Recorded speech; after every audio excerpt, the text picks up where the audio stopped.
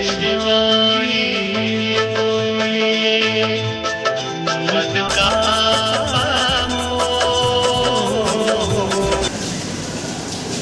या चाक कहाँ मिन्नत फरियाद करोगे, लो हमने तुम्हें पढ़ा दिया, क्या याद करोगे, क्या याद करोगे, क्या याद करोगे, क्या याद करोगे, क्या याद करोगे। हेलो बच्चों, आज आप सब कैसे हैं? आज हिंदी दिवस है। मैंने सोचा कि आप लोगों को कबीरदास के दोहे की कुछ पढ़ा दूँ। इसका अर्थ भी बहुत बच्चों को नहीं आता है, तो चलिए आज आप लोगों को मैं ये दोहा।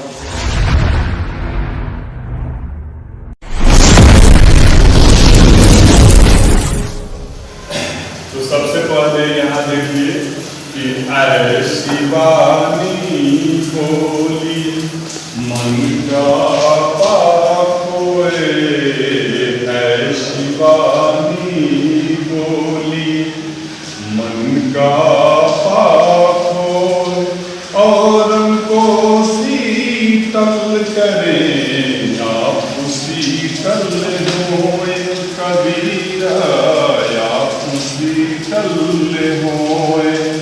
बड़ा हुआ तो क्या हुआ, जैसे पेड़ खजूर, बड़ा हुआ तो क्या हुआ, जैसे पेड़ खजूर, पंखी को छाया नहीं, फल लगे अति दूर, भैया फल लगे अति दूर।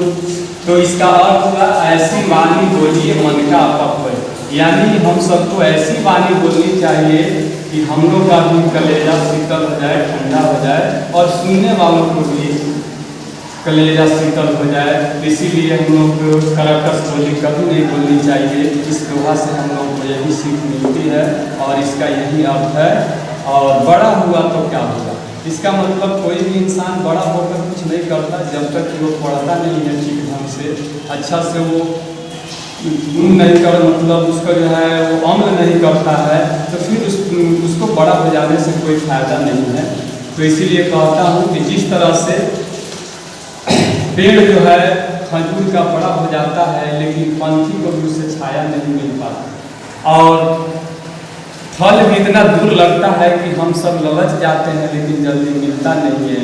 इसीलिए बड़ा तो पेड़ खजूर का भी है, लेकिन उससे हम लोग को कोई फायदा नहीं है। लेकिन एक आम का पेड़ है, वो छोटा है, उससे हम लोग को बहुत फायदा है। अगर फल खाने का भी मन होता है तो थोड़ी सी दूरी से हम लोग उसको तोड़ लेते हैं और खा लेते हैं। इसीलिए हम सब को जो है सिर्फ बड़ा हो जाने से कुछ नहीं होता, हम लोग के पास क्वालिटी होनी चाहिए। तो क्वालिटी कब आएगी आप लोगों को? जब आप मन लगाकर पढ़ाई करेंगे, जब आप माँ बाप का रिस्पेक्ट करेंगे, जब आप अपने गुरुजनों का रिस्पेक्ट करेंगे, तब आप परफेक्ट होंगे। ओके। और एक और है कि बिना बुलाए न मिले ज्यों पंखा के पाँव, विद्या धनो धम बिना कहो जो पावे कौन, विद्या धनो धम बिना कहो जो पावे कौन, बिना डुलाए ना मिले ज्यों पंखे की पौन, भैया ज्यों पंखे की पौन। जिस प्रकार से कबीरदास कहना चाहते हैं, इसी तरह से अगर तुम लोग बिना मेहनत के आपको विद्या नहीं आ सकती। मेहनत बहुत जरूरी है। पढ़ाई तो सब लोग करते हैं, लेकिन मेहनत कोई कोई करते हैं जिसका परिणाम अच्छा होता है। इसीलिए इस दोहा के माध्यम से यही अर्थ निकलता है कि जिस तरह से पंखा जो है बिना डुलाए हवा नहीं दे सकती, उसी तरह बिना परिश्रम के विद्या नहीं मिल सकती। एक और दोहा के माध्यम से आप लोगों को मैं बताना चाहता हूँ कि सब सहाय के सबल को न निर्बल सहाय, सब सहाय के सबल को न निर्बल सहाय, पवन जगावते आगे को दीपहि देते बुझाए, भैया दीपहि देते बुझाए। देखिए इस दुनिया में सारे लोग जो शक्तिशाली होते हैं उसी की लोग सहायता करते हैं। जिस प्रकार से और दीपक जो है वो कमजोर उसकी रोशनी होती है और हवा उसको थोड़ी सी धक्के में बुझा देती है, लेकिन वहीं कहीं आग लग जाए तो उसे और बढ़ा देती है। तो इसीलिए यहाँ यह दुनिया जो है जिसके पास सब चीज़ है उसी की सहायता करती है और गरीबों को कोई सहायता नहीं करती। तो आप लोग ये पढ़ करके ये सोचें कि हम गरीबों को आदर करें, गरीब का रिस्पेक्ट करें, हम लोग जो है किसी से द्वेष भावना न रखें। इसीलिए इस दोहा के माध्यम से फिर आपको एक और बात बताना चाहता हूँ।